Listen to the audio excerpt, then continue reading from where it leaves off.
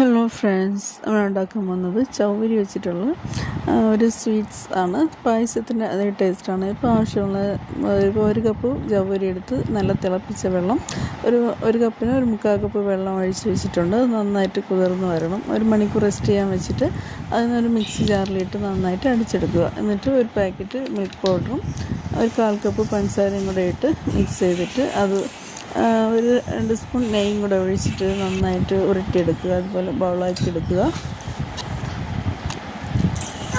എന്നിട്ട് ഇപ്പോൾ ഇതിൽ 1 ലിറ്റർ പാലൊഴിച്ചിട്ടുണ്ട്.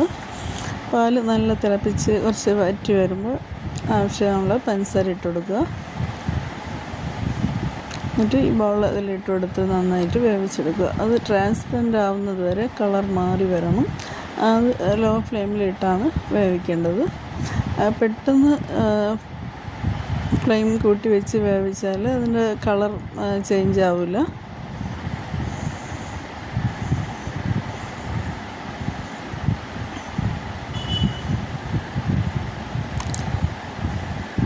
മധുരമൊക്കെ നിങ്ങൾക്ക് എത്ര വേണോ അതനുസരിച്ച് തന്നെ ഇടാം ഇതിൽ. എന്നിട്ട് ആവശ്യത്തിനുള്ള കുറച്ച് മിൽക്ക് മെയ്ഡ് ഒഴിച്ചിട്ടുണ്ട്.